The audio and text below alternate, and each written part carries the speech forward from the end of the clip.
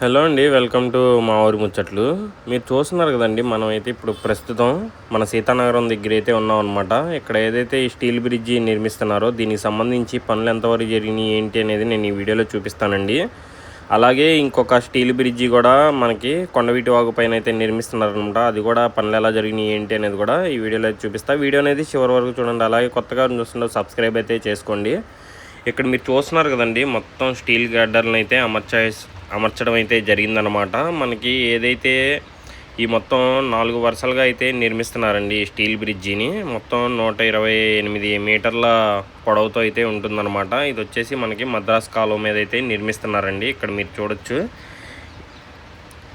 ఇది సీతానగరం వైపు నుంచి డైరెక్ట్గా C-6 రోడ్డుకి అయితే కనెక్ట్ అవుతుందన్నమాట. ఇది వచ్చేసి మనకి పంప్ హౌస్ అండి. కొండవీటి వాగులో నుంచి నీటిని కృష్ణానదిలోకి విడుదల చేసే పంప్ షెడ్ అనమాట. ఇక్కడ మీరు చూసుకుంటే ఇది వచ్చేసి 293 మీటర్లతో ఇంకొక కొండవీటి వాగు మీద స్టీల్ బ్రిడ్జి అనేది నిర్మిస్తున్నారండి. దానికి సంబంధించి ఇక్కడ మీరు చూసుకుంటే పిల్లర్లు అనేవి నిర్మించారండి. చూస్తున్నారు కదండి, ఇక్కడ నుంచి క్లియర్గా కనిపిస్తుంది మీకు పిల్లర్స్ అన్నీ ఎలా నిర్మిస్తున్నారు ఏంటి అనేది. ఇక్కడ మీరు చూసుకుంటే స్టీల్ గడ్డర్లు అనేవి అమరుస్తున్నారనమాట. వెనక పక్క చూడొచ్చండి, మధ్యలో ఉన్నది వచ్చేసి కొండవీటి వాగండి. ఇది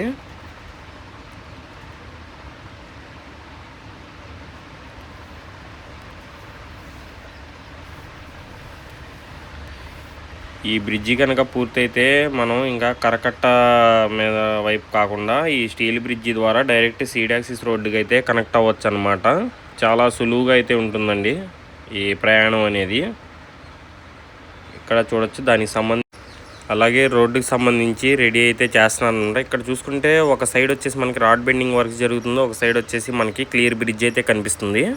ఇది వచ్చేసి కొండవీటి వాగు పంప్ హౌస్ అండి.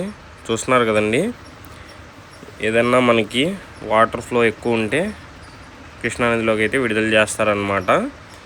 అదంతా కొండవీటి వాగు. ఇదిగోండి, ఇదే అనమాట 298 మీటర్ల పొడవైన స్టీల్ బ్రిడ్జ్. ఇక్కడ నుంచి డైరెక్ట్ మన కొండవీటి వాగు మీద నుంచి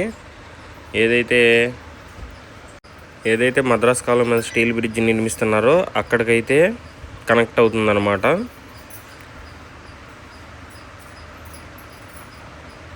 ఇక్కడ చూడొచ్చండి, దాదాపు ఒక సైడ్ అయితే మనకి ఈ స్టీల్ గడ్డర్లు అనేవి ఫిక్స్ చేశారండి.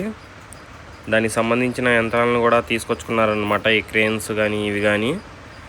ఇదిగోండి, ప్రస్తుతం మనం చూసుకుంటే ఇది వచ్చేసి కరకట్ట రోడ్ అండి. ఈ కరకట్ట రోడ్లో నుంచి డైరెక్ట్గా మనం C-6 రోడ్లోకి అయితే వెళ్ళిపోవచ్చు అనమాట. మధ్యలో మనకి కొంచెం రోడ్డు వర్క్ అనేది జరుగుతుందండి. ఇక్కడ మీరు చూసుకుంటే మనకి రెండు వైపులా కూడా డ్రైనేజీ డక్స్ అనేది నిర్మించారు, చూడొచ్చు. అలాగే మనకి ఈ రోడ్డుకి సంబంధించి కూడా వర్క్స్ అనేవి జరుగుతున్నాయి అన్నమాట. మీరు ఇక్కడ గమనించవచ్చండి, డ్రైనేజీ డక్స్ ఎలా నిర్మించారు ఏంటి అనేది. మొత్తం చాలా వరకు పూర్తయినాయండి ఈ డ్రైనేజీ డక్స్ నిర్మాణం ఇవన్నీ. ఇప్పుడు మనకి రోడ్డు వేయడం, అలాగే ఏదైతే ఈ జంక్షన్లు ఉంటాయి కదండి, E3 రోడ్డుకి కనెక్ట్ అయ్యే జంక్షన్లు, వీటిని కనెక్ట్ చేయడమే బ్యాలెన్స్ అయితే ఉందన్నమాట.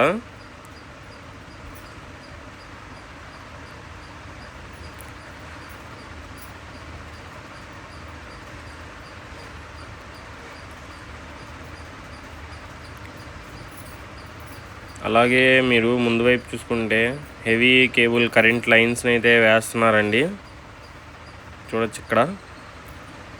ఇదే అండి మన వీడియో మరి మీకు నచ్చిందని నచ్చితే ఒక సబ్స్క్రైబ్ చేయండి, అలాగే ఒక లైక్ చేయండి. Thanks for watching. మరిన్ని వీడియోస్ కోసం మన ఛానల్ చెక్ చేయండి.